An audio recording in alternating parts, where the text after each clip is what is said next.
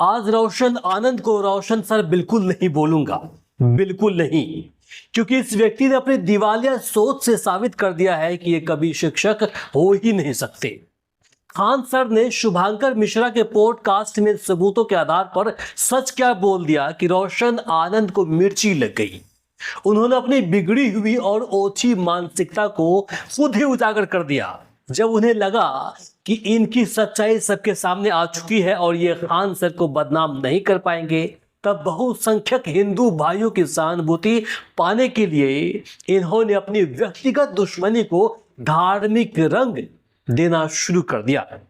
ये पहली बार नहीं है जब इन्होंने अपने पर्सनल दुश्मनी को धार्मिक रूप दिया है।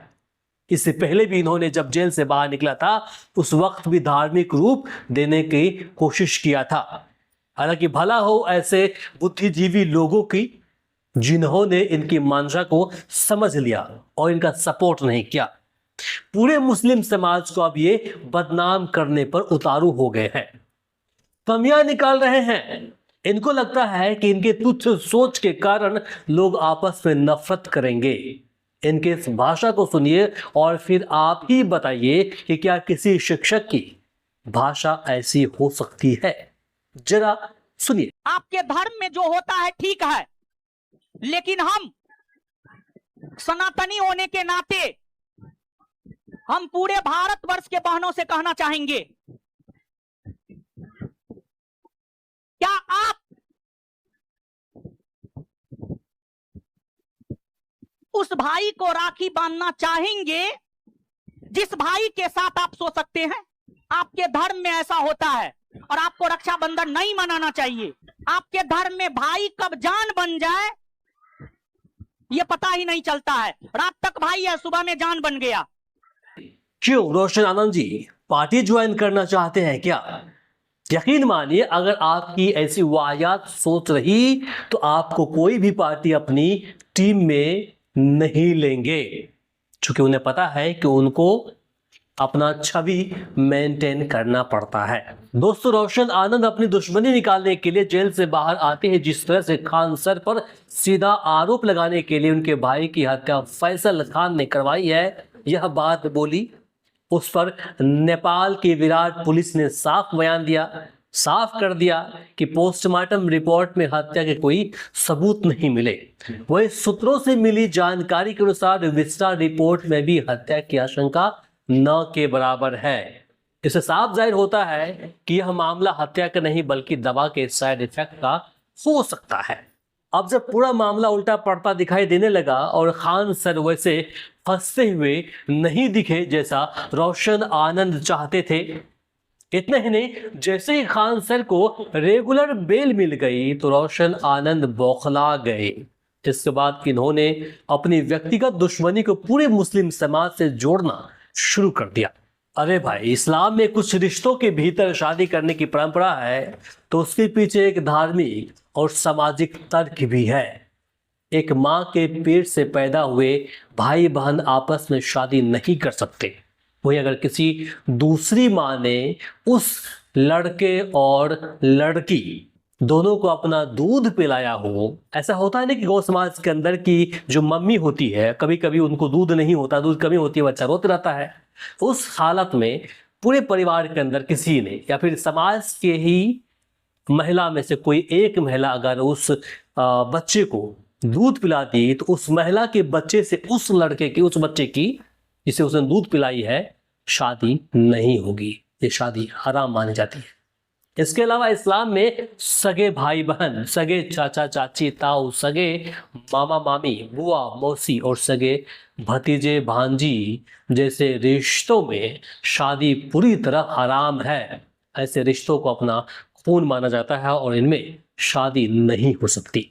लेकिन रोशन आनंद जी, खबर तो आप भी पढ़ते हैं ना कि फला व्यक्ति ने अपने मौसी से शादी कर लिया, फला बुआ ने अपने सगे भतीजे को लेकर भाग गया, फला व्यक्ति ने अपने ही सगी चाची से शादी कर लिया, फला व्यक्ति ने अपने सगी बहन से शादी कर लिया। सुनते हैं कि नहीं? खबर को पूरी तरह पढ़ लिया करिए कि वो व्यक्ति कौन है।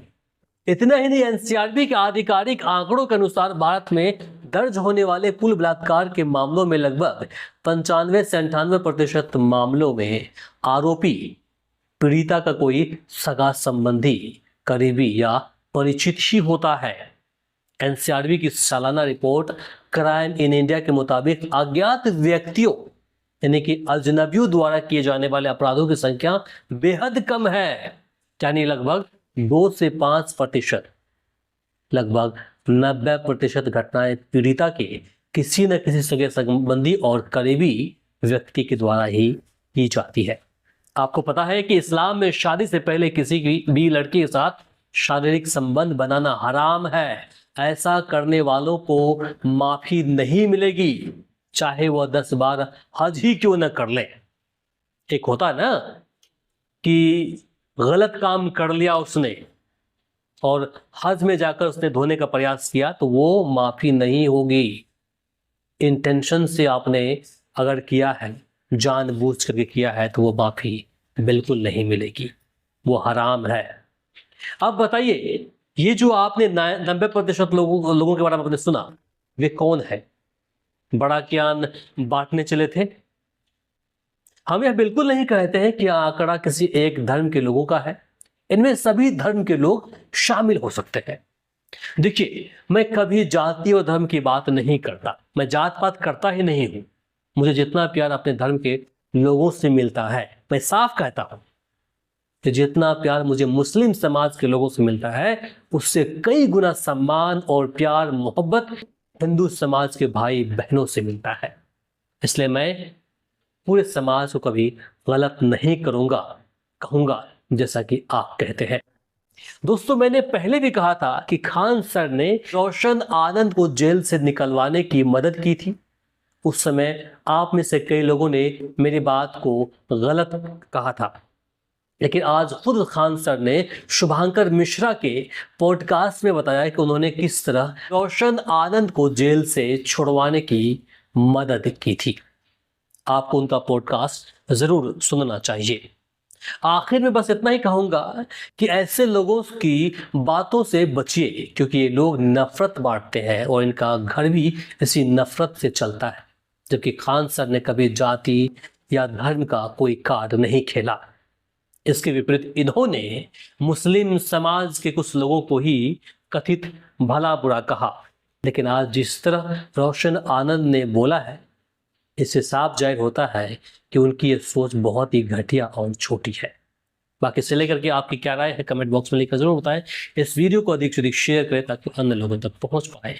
आप देख रहे थे वी आर न्यूज़, मैं हूं इमरान मुस्तफा। तो बस है।